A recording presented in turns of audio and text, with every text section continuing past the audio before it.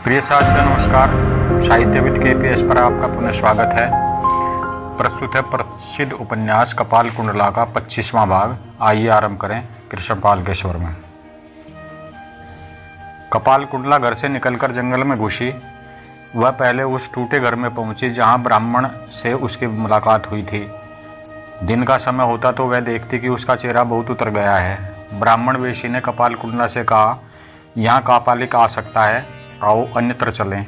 जंगल में एक खुली जगह थी, चारों तरफ वृक्ष, बीच में चौरस साफ और समतल था। वहाँ बैठने पर ब्राह्मण वेशी ने कहा, पहले मैं अपना परिचय दे दूँ। मेरी बात कहाँ तक विश्वास योग्य है स्वयं समझ जाओगे। जब तुम अपने स्वामी के साथ हिजली देश से आ रही थी तो राह में एक यमन कन्या के साथ मुलाकात हुई थी, क्या तुम्हें याद है? कपाल कुंडला बोली, जिसने मुझे अलंकार दिए थे। ब्राह्मण वेशधारिणी ने कहा, हाँ मैं वही हूँ। कपाल कुंडला बड़े आश्चर्य में आई। लुत्फुन्निसा ने उसका विस्मय देखकर कहा, और सबसे बड़ी अचरज की बात यह है कि मैं तुम्हारी सौत भी हूँ। कपाल कुंडला ने चौंक कर कहा, हैं यह कैसे? इस पर लुत्फुन्निसा ने शुरू से अपना परिचय दिया। विवाह, जाति नाश, स्वामी का त्याग, सप्तग्राम आगमन, नवकुमार से मुलाकात और व्यवहार, गत दिवस जंगल में आना, होमकारी से मुलाकात आदि बातें वह क्रम से कह गई। इस समय कपाल कुंडला ने पूछा, तुमने किस अभिप्राय से हमारे घर छद्म वेश में आने की इच्छा की? लुत्फुन्निसा ने कहा, तुम्हारे साथ पति देव का चिर विच्छेद कराने के लिए। कपाल कुंडला सोच में पड़ गई, बोली, यह कैसे सिद्ध कर पाती?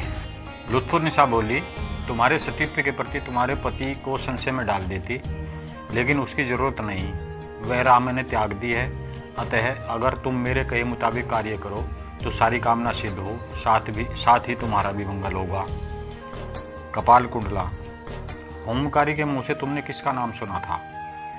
लुत्फुन्निसा ने कहा, तुम्हारा ही नाम। वह तुम्हारी मंगल या अमंगल कामना से होम कर रहे हैं, यही जानने के लिए प्रणाम कर मैं वहाँ बैठी। जब तक उनकी क्रिया समाप्त न हुई मैं वहीं बैठी रही। होम के अंत में छलपूर्वक तुम्हारे नाम के साथ होम का अभिप्राय पूछा। थोड़ी ही देर की बात में मैं समझ गई कि होम तुम्हारी अमंगल कामना के लिए है। मेरा भी यही प्रयोजन था, मैंने भी यही बताया। परस्पर सहायता के लिए वचनबद्ध हुए। विशेष परामर्श के लिए भगन कुटी में गए। वहाँ उसने अपना मनोरथ कहा कि तुम्हारी मृत्यु ही उसे अभीष्ट है। इससे मेरा कोई प्रयोजन नहीं। यद्यपि मैंने इस जन्म में पाप किए हैं, लेकिन मैं इतनी पतित भी नहीं हूँ कि एक निरपराध बालिका की हत्या की कामना करूँ। मैं इस पर राजी नहीं हुई। इसी समय तुम वहाँ पहुँची, शायद तुमने कुछ सुना हो। कपाल कुंडला, केवल तर्क ही मैंने सुना। लुत्फुन्निसा, उस व्यक्ति ने मुझे अबोध जानकर कुछ शिक्षा देना चाहा। अंत में क्या निश्चय होता यह जानने के लिए तुम्हें एकांत में बैठाकर मैं गई। कपाल कुंडला, फिर लौटकर क्यों नहीं आई? लुत्फुन्निसा ने कहा, ठीक है। कापालिक ने तुम्हारी प्राप्ति और पालन से लेकर तुम्हारे भागने तक का सारा हाल कह सुनाया। यह कहकर लुत्फुन्निसा ने कापालिक का शिखर से गिरना, हाथ टूटना, स्वप्न आदि सब कह सुनाया। स्वप्न की बात सुनकर कपाल कुंडला चमक उठी, चित्त में चंचलता भी हुई। लुत्फुन्निसा ने कहा, कापालिक की प्रतिज्ञा भवानी की आज्ञा का प्रतिपालन है। बाहु में बल नहीं है, इसलिए दूसरे की सहायता चाहता है। मुझे ब्राह्मण कुमार समझकर सहायता की आशा से उसने सब कहा। मैं अभी तक राजी नहीं हूँ, आगे भी राजी नहीं हो सकती। इस अभिप्राय से मैं तुमसे मिली हूँ, लेकिन यह कार्य भी मैंने केवल स्वार्थ से ही किया है। तुम्हें प्राणदान देती हूँ, लेकिन तुम क्या मेरे लिए कुछ करोगी? कपाल कुंडला ने पूछा, मुझे क्या करना होगा? लुत्फुन्निसा ने कहा, मुझे भी प्राणदान दो, स्वामी का त्याग कर दो। कपाल कुंडला बहुत देर तक कुछ न बोली। बहुत देर बाद बोली, स्वामी को त्याग कर कहाँ जाऊंगी? लुत्फुन्निसा ने कहा, विदेश में बहुत दूर। तुम्हें अट्टालिका दूंगी, धन दूंगी, दास दासी दूंगी, रानी की तरह रहोगी। कपाल कुंडला फिर चिंता में पड़ गई।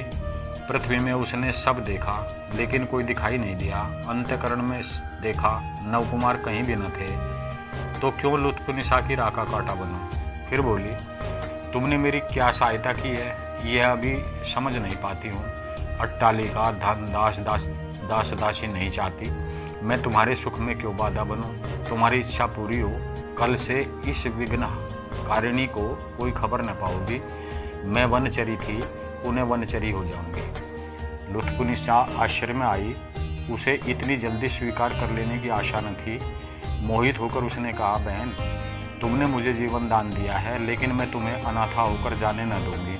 कल सवेरे मैं तुम्हारे साथ एक चतुर्दासी भेजूंगी, उसके साथ जाना। वर्तमान में एक बहुत बड़ी प्रधान महिला मेरी मित्र है, वह तुम्हारी सारी इच्छा पूरी कर देगी।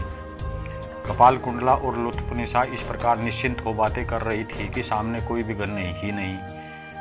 उसके स्थान से जो वनपथ आया था उस पर खड़े होकर कापालिक और नवकुमार उनके प्रति कराल दृष्टि से देख रहे थे। उसे उन्होंने देखा ही नहीं। नवकुमार और कापालिक केवल इन्हें देख रहे थे।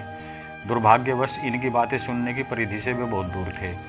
कौन बता सकता कि यदि मनुष्य की श्रवणेन्द्रिय और आंखें मनुष्य के अंदर तक का हाल देख सुन लेती तो मनुष्य का दुख वेग कम होता या बढ़ता। लोग कहते हैं कि संसार की रचना अपूर्व और कौशलमय है। नवकुमार ने देखा, कपाल कुंडला आलोलायित कुंतला है।